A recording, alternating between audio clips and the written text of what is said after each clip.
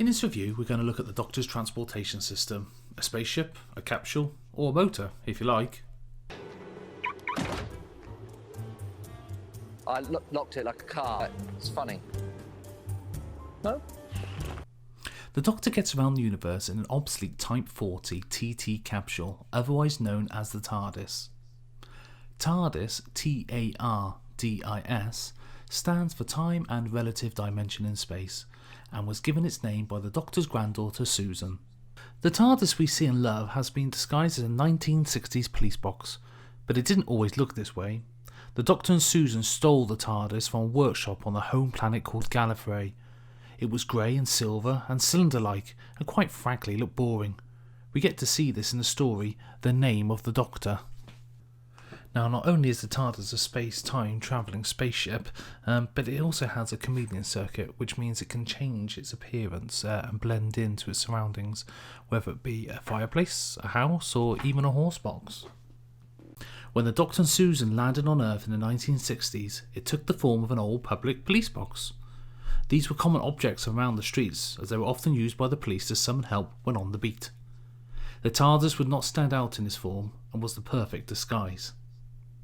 Unfortunately, when the Doctor left London in 1963, in the story The Unearthly Child, it arrived in the Stone Age, and something happened to the chameleon circuit, as the TARDIS remained a police box, to the Doctor's surprise. It's still a police box. Why hasn't it changed? Dear, dear. How very disturbing. It stayed in this form as the Doctor never bothered to try and fix the circuit until the Doctor's sixth incarnation in the episode Attack of the Cybermen. It changed from a pipe organ, a Welsh dresser, and a gateway, but soon returned to its favoured form of the police box. Since then we've had a handful of regenerations, and the Doctor's never tried to change its appearance since. The Doctor probably could fix it, if they wanted to, but choose not to, because each regeneration likes the way the old girl looks. The TARDIS will gradually fade into nothing when it takes flight, and will gradually reappear when the TARDIS is landing. This is called materialisation, or dematerialisation when it's leaving. You will hear a distinctive wheezing or groaning sound when the TARDIS is arriving or leaving. According to River Song, if the brakes weren't left on, it wouldn't happen, but the Doctor called it a brilliant noise. The sound of those engines bring hope to so many.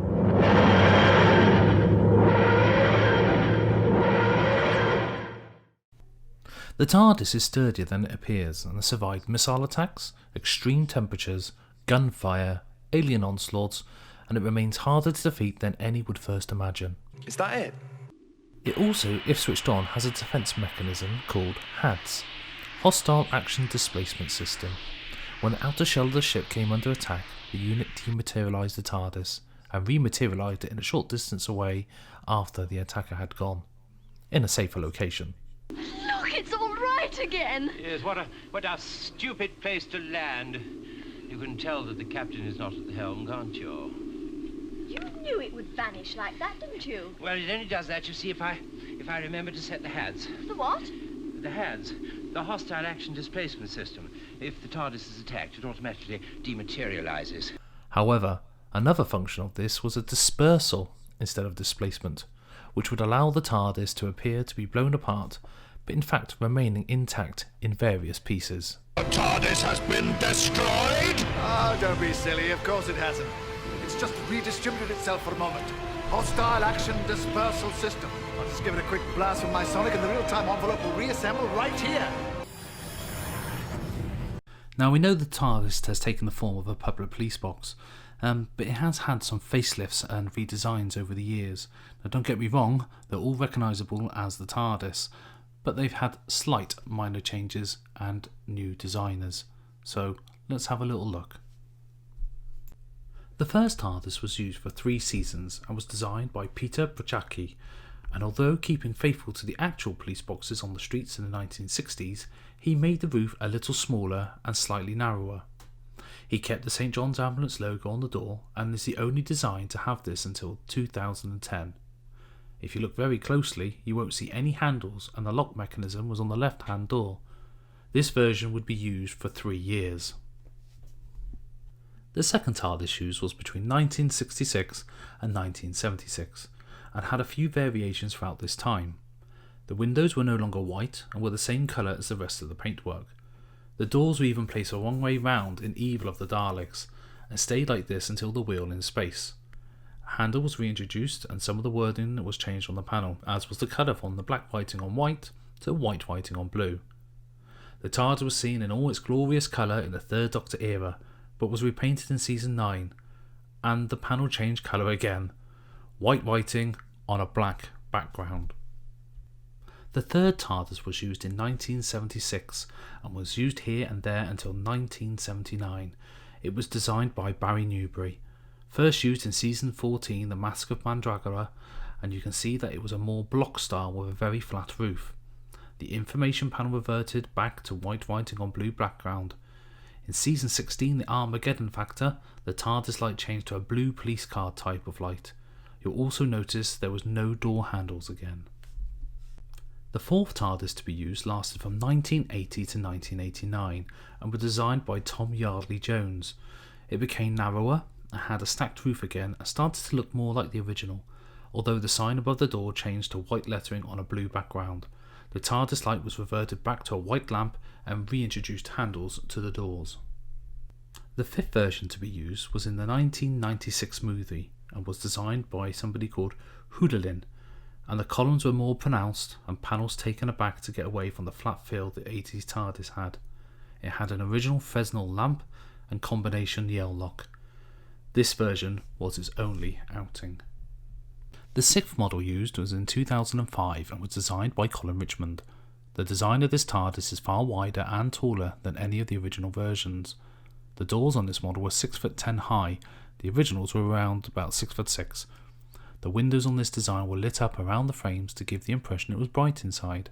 The door sign also went back to its white background with black lettering on the port to open sign.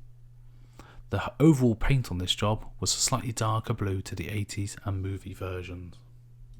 The seventh model to be used was in 2010 to 2017 and had the same dimensions as its 2005 version. Although it had a paint job and reverted back to white windows with the corners looking hammered as the original 1960s boxes had.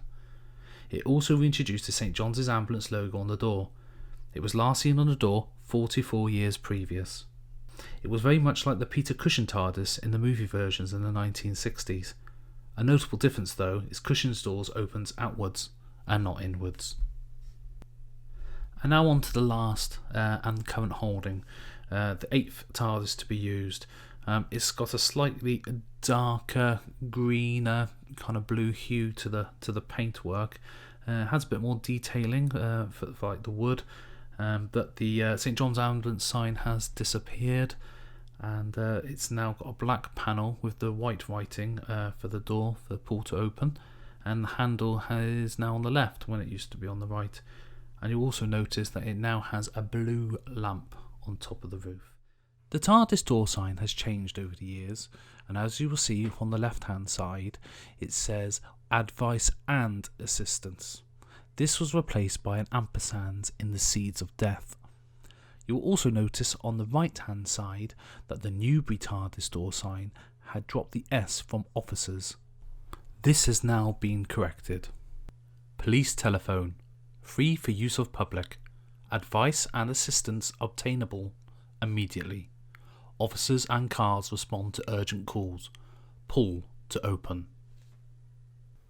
Behind this door is an actual telephone, although the 9th Doctor and the 11th Doctor said it shouldn't be working as it's just fake. How can it be ringing? It's not even a real phone. However, the 11th Doctor seems to have managed to patch the TARDIS telephone into the console unit, for the TARDIS telephone seemed to be used more often from that point. No, and remind me, I've got to patch the telephone back through the console unit. This is getting ridiculous. Right, that comes to the end and concludes this review on the TARDIS exterior. Please look out for part 2, the TARDIS interior. But for myself and the Doctor, it's goodbye, and please subscribe and hit that bell.